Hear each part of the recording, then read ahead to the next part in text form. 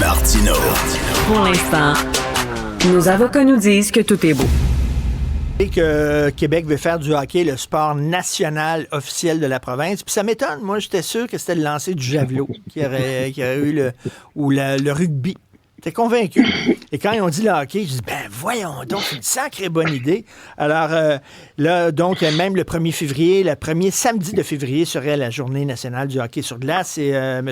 Enrico Ciccone, député de Marquette pour le Parti libéral du Québec et bien sûr ancien hockeyeur professionnel, dit que c'est une bonne idée, mais qu'on devrait aller plus loin et rendre le sport plus accessible parce que ça coûte cher en Christie, équiper son enfant pour jouer au hockey. Il est avec nous, Enrico Ciccone. Bonjour. Bonjour Richard, merci beaucoup de me recevoir. Puis contrairement à toi, là, moi j'ai toujours pensé que le hockey, c'était notre sport national. Alors pendant 18 ans, à la télévision, à la radio, j'ai induit les gens en erreur. Ben oui, moi je pensais que c'était le lancer du disque ou le mini-pot, mais finalement c'est le hockey.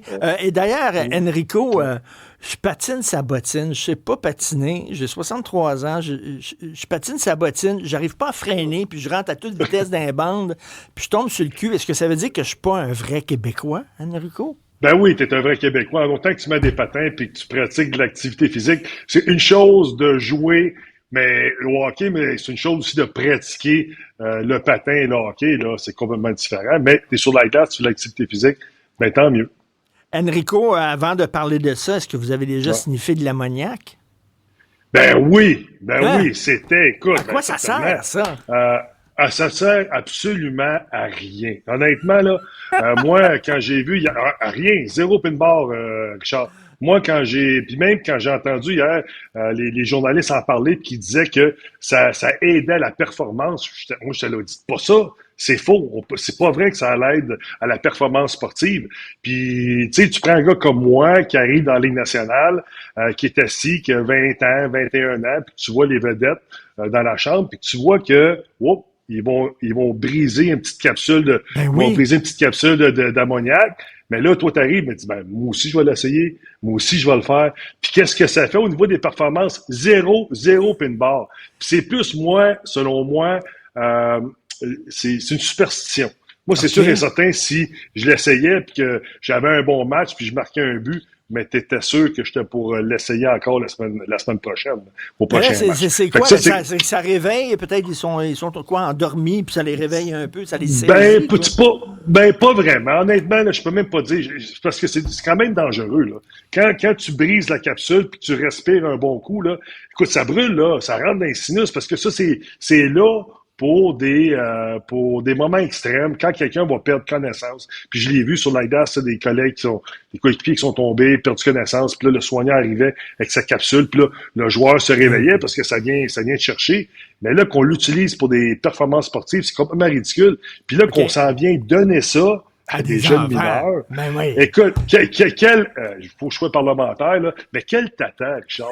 Honnêtement, là, t'es un adulte qui décide de donner ça à des enfants de 10 ans parce qu'ils voient ça à la télévision. Je comprends qu'un jeune peut se faire, embarquer dans ce genre de choses-là, mais un adulte, j'en reviens pas.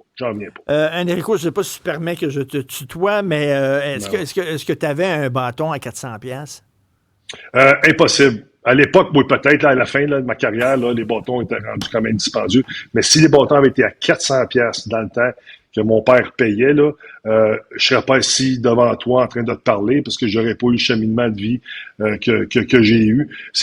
Puis aujourd'hui, c'est même pas de 400$ de bâton également, là, Richard.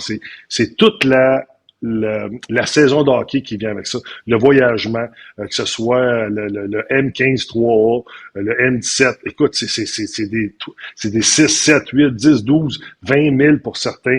Écoute, ça n'a pas de bon sens alors que tu sais que tu as à peu près 1%, même pas, 1% même pas qui va avoir une chance de jouer dans la Ligue nationale. C'est complètement ridicule. C'est pour ça que les pays en voie de développement, les pays en Amérique du Sud, en Afrique, tout ça, ils jouent au soccer parce que tu as besoin de running shoe, puis un ballon, puis c'est tout. C'est ça. Mais c'est populaire ici au Québec. Hein. Le soccer est très, très, très populaire. Au niveau des membres, c'est peut-être même le sport le plus populaire ici au Québec au niveau des inscriptions, mais c'est notre sport national, le sport qui nous fait vibrer, qui était à l'époque, parce qu'à l'époque, tu te rappelles, on disait ben, tu nais avec une paire de patins dans les pieds. Ben oui. Aujourd'hui, on n'est plus capable de dire ça parce que, ça coûte trop cher. Puis si tu me permets, là, dans le projet de loi, là, Oui. c'est écrit, le 4e article, Québec constitue un repère largement partagé par les individus de la société et renforce les liens entre eux. Ça, on parle du référent culturel national, ça va être le hockey maintenant, là, qui dit qu'on renforce les liens entre eux. Mais moi, ce que je vois aujourd'hui, là, que le hockey, ça devient un sport d'exclusion, parce que c'est pas tout le monde qui est capable de le faire. Puis dans notre société, là, si on veut avoir l'appellation d'avoir notre sport national comme le hockey au Québec, mais il faut donner toutes les opportunités, là.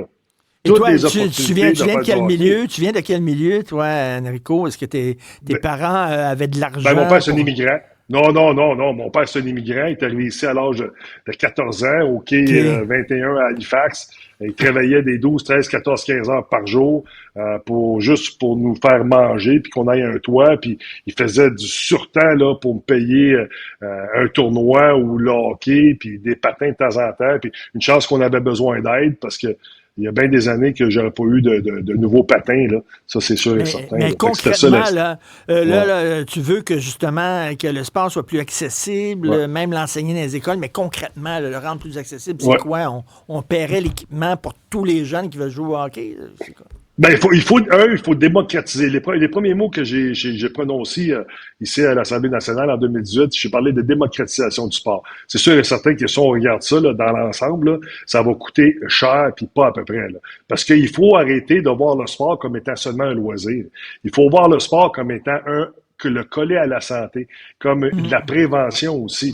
Parce que c'est pas moi qui le dis, là, quand tu fais du sport, quand tu fais de l'activité physique, puis tu le fais d'un très jeune âge, puis multisport, là, pas juste spécialisé au hockey ou au soccer ou au baseball, là, multisport, mais tu vas garder justement l'aspect sportif, athlète, activité physique tout au long de ta vie. Puis là, ça va devenir un mode de vie, puis tu vas être moins souvent à l'urgence, puis sur les premières lignes. Puis ça, c'est pas le député de Marquette qui le dit, là. Ça, c'est vraiment les chiffres, puis la science qui le dit. Fait que moi, je dis, à un moment donné, il va falloir faire des investissements majeurs dans le sport. Puis c'est pas des dépenses, ça. C'est des investissements majeurs parce que ça va rapporter en bout de ligne. Parce que 178 millions de dollars dans le sport, Richard, c'est pas assez. Puis je vais dire une chose, là, même quand nous, on était là à l'époque avec les libéraux, c'est à passer. Fait qu'il faut le réaliser si on veut avancer. Aujourd'hui, il faut faire des investissements majeurs chez nos jeunes. Il faut investir au niveau du sport, puisque c'est aussi, ça inclut les études, ça les garde à l'école, c'est rassembleur, c'est le sport, c'est la santé, là, c'est seulement du positif. Puis tu dis qu'on doit s'inspirer des pays scandinaves, pourquoi? Ouais. Ben, c'est parce que quand on regarde, par exemple, la Norvège, parce qu'on a eu un beau reportage, mais ça fait longtemps qu'on étudie ce qui se fait ailleurs, hein, que ce soit en Suède, que ce soit en Finlande, parce que si tu regardes au niveau des chiffres, au niveau des années, là, ils nous dépassent. Ils nous dépassent, puis souvent, le résultat final, c'est on regarde qui a été repêché dans la Ligue nationale, comment est-ce qu'on a été développé, comment est-ce qu'on développe les jeunes. C'est sûr que moi, mes interventions, c'est pas de mettre des choses en place pour avoir plus de joueurs dans la Ligue nationale. C'est pas ça que je dis, mais c'est de garder les jeunes dans le sport. On fait beaucoup on va chercher l'élite très, très, très rapidement dans les pays scandinaves. On va les chercher plus tard. Tu sais, c'est 15 ans et moins. Ici, c'est 13 ans et moins. C'est un peu trop jeune pour le faire. Fait qu'on met beaucoup de pression chez nos jeunes. Puis quand t'es pas choisi, mais tu dois, je vais aller faire d'autres choses. Je suis pas assez bon. Alors qu'on veut les garder engagés dans leur sport, dans l'activité physique. Puis, oui, vas-y, Charles. Non, mais on dit aussi, en terminant, là, on dit que le hockey, c'est une façon aussi d'intégrer les immigrants. Est-ce que tu trouves que c'est plus effectivement diversifié au hockey? J'écoutais une émission, une série américaine, une série de police américaine hier soir, puis un des personnages qui dit « Moi, j'aimerais ça être comme P.K. Subban ». P.K. Subban, je veux dire, waouh, on parle de P.K. Subban dans une série policière américaine, mais est-ce que tu trouves qu'il y a davantage, effectivement, de gens qui viennent de l'immigration, qui jouent au hockey ici au Québec? Ben, je vais dire une chose, Richard, quand mon père est arrivé ici à l'âge de 14 ans, là, il n'avait jamais vu du hockey de sa vie, là. Il vient de l'Italie. Il arrive ici, tout de suite, il est tombé en amour avec le hockey, avec le sport du hockey, parce que justement, ça faisait partie, c'était là, c'était omniprésent. puis on parlait beaucoup de hockey, puis les grandes étoiles qui étaient là à l'époque. Mais aujourd'hui, là, moi, je me dis, saisissons l'occasion. Là. On veut justement avoir le hockey comme étant notre sport national. Ça veut dire que ça va être au cœur de nos traditions. Puis ça, c'est la définition, là. Vraiment, au cœur de nos traditions, ça va être dans nos valeurs, puis c'est notre identité. C'est ça qu'on dit. Alors, le gouvernement, M. Legault, il a voulu un rapport sur le hockey en 2022 quand ça allait pas bien avec les CHSLD. On a voulu changer le narratif. Après ça, on est arrivé avec les Kings parce qu'encore une fois, ça allait pas si bien. On dit, on va donner un cadeau aux Québécois. Là, on arrive avec ça, là, avec justement le sport national.